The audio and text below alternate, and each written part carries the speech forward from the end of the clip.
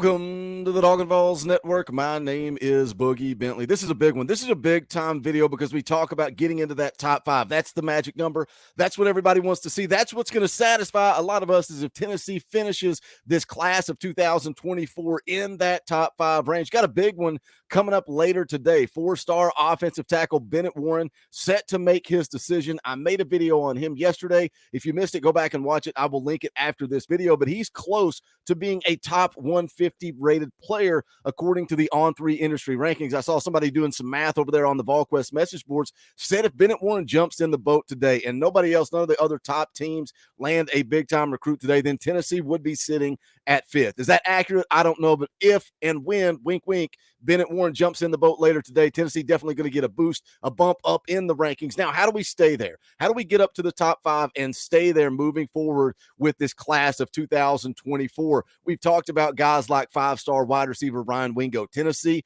still in it there. Five-star edge rusher Jordan Ross. Tennessee very much in it there. When does he pull the trigger? Does he go all the way to December? Got a big one coming up on August the 5th, just a few days from now, and that is a priority in-state target, Amari Jefferson. I don't feel very confident with that one, guys. I just don't. It seems like it's always about Alabama. It's always about them talking about how they feel like home. Can Josh Heupel work the magic? What does it mean that Amari Jefferson is committed to Tony Vitello? But then you've got some other guys out there, Kamarion Franklin. Tennessee still very much in it there. But this video, boys, I'm excited about this one. Five-star plus defensive lineman Williams Nwaneri. I know we talked a lot about him. His recruitment has kind of been all over the place. Look, you can go to the On3 recruiting prediction machine. You can take a look at their ranking system. Since January, the leaders have been Oregon, Kansas, Missouri, Oklahoma. So a lot of up and down, a lot of momentum shifting.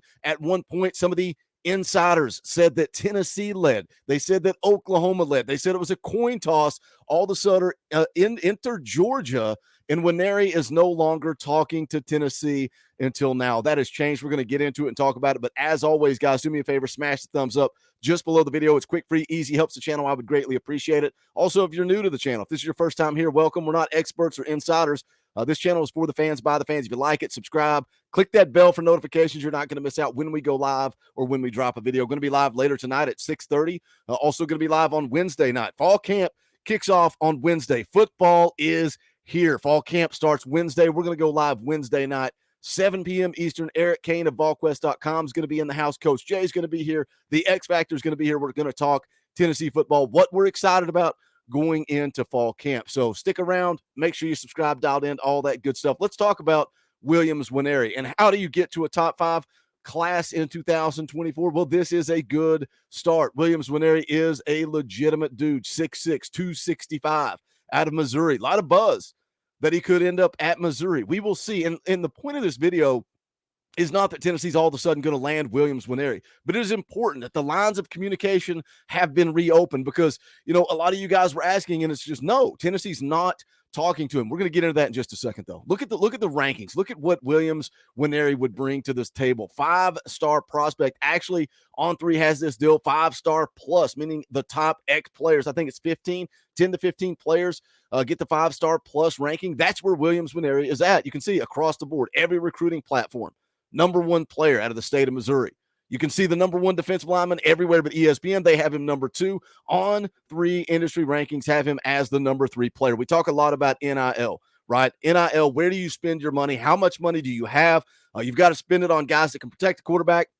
You got to spend it on guys that can get after the quarterback and also the quarterback. Tennessee dropped the bag on the quarterback last cycle, a generational type of quarterback in Nico Iamaleava. When is it time to drop the bag on a guy like Williams Nwaneri, right? We heard about guys like Francis Mauigoa, guys like Carnell Tate that seem to be bidding wars, and you're having conversations. Who do you spend your money on? Is it time to spend the money on a guy like Williams Nwaneri, one of the top-ranked players, top 3, according to the On3 industry rankings? Is it worth it? Is it time to spend that money for a priority, a big-time guy on the defensive side of the ball? And you can question this coaching staff. I think they've done a fine job recruiting on the defensive side of the ball. The scouting report on Williams Nwaneri from Alan Treyu, 247 Sports, says has verified size and length and testing data that is impressive for a player of his build and age. Rare change of direction and agility numbers at his size. Says he was a good young prospect as a freshman and sophomore, but showed big developmental strides on the field as a junior. He's only going to continue to get better as a senior. Quickness off the ball and foot speed and pursuit were improved, and all those qualities of his are at a high national level. Again, we're talking about agility, athleticism, foot speed for a kid who, when you look at the profile, 6'6", 265, only going to get bigger. Excuse me. Goes on to say used his hands better, and when combined with his physical gifts, make him very tough to block. Does not let offensive linemen get clean punches off on him, and is able to turn himself and get skinny to help with that. Can shade inside or play on the edge, and is going to be able to project any defensive scheme based on his size. Strong side end or 3-4 defensive end are where we project him, although he is rare enough athlete that he can be an edge rusher at his size as well. Development we saw between sophomore and junior season continues. He is an elite national prospect who will be an impact college player in an early draft choice. So what changed here? Excuse me. What changed? Again, according to Austin Price over at VolQuest, it went silent. Tennessee was not having conversations with Williams Nwaneri. It was all Georgia, all Oklahoma, all Missouri. And then, it's changed. This is something that Austin Price said there was strong dialogue in the last week or so between Williams Nwaneri and also Tennessee. Now, let's take a look at what the visit schedule looked like, because back in June, he visited Georgia, visited Oklahoma, Tennessee, Missouri. Now, he was planning to visit Oregon during the season. I think he had it scheduled sometime in September, but he decided to take that visit. Now the dead period is over. This is from Chad Simmons over at on3.com. Says Williams Nwaneri visiting Oregon. Why is it important? Says Oregon has ground to make up, significant ground to keep it real.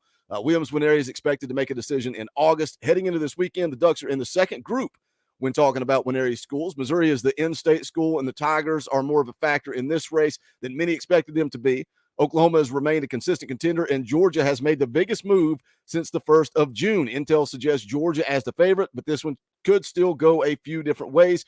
Oregon wants to make it that much more interesting after this weekend. So again, the On3 recruiting prediction machine has Oklahoma out front, Georgia pushing their way in, Missouri in there, Tennessee fell off the radar. But again, you're talking about what changes? What changes with the On3 recruiting prediction machine? Because I feel like sometimes some of you guys don't grasp how that works. It's not just a prediction. It's not just, we think. It's taking predictions from experts, right? It's like the crystal balls at 247 Sports. There are a couple of predictions for Oklahoma over at On3. It's the same at 247 Sports. Couple of predictions to Oklahoma there. But what do you think? The fact that Tennessee is back in it here, the lines of communication are open. Again, I'm not saying that Tennessee lands Williams Nwaneri, but this is crucial. This is important. The fact that he is willing to open that dialogue back up and show some interest is in an NIL bidding war. We talk about a guy like Camarion Franklin going down to visit Miami and how he is looking to get that bag, and does Tennessee counter? Who do you spend the money on?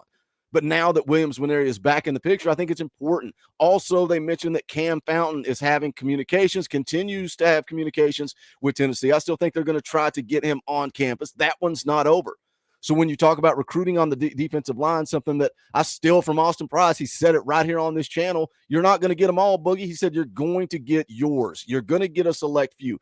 Get the ones you can, and let's ride. So we're talking about Williams Nwaneri. We're talking about Camarion Franklin. We're talking about Jordan Ross. Tennessee has to get theirs, throw Cam Fountain in the mix, and let's roll. We can finish out this class with a top 5, but I'm fired up because the lines of communication are open, and Tennessee has a shot at Williams Nwaneri. But we're going to continue the momentum here in just a few hours when 4-star offensive tackle Bennett Warren makes his decision. Jump into the comment section. Let me know what you think. The fact that the lines of communication are back open. Also, where does Tennessee finish out this class? Let's talk some football. Let's talk some recruiting in the comment section. As always, do me a favor, guys. Smash the thumbs up on the way out the door. And I got to thank you, members of the channel. You guys that support this channel on a monthly basis by giving $1, $3, $5, $10, whatever you give, by hitting the join button down below. You can give, again, as little as $1. I appreciate you. You give me the opportunity, the confidence to be able to come on here, create content, cover recruiting, cover football full-time. I am grateful. If you want to do that, again, hit the join button down below.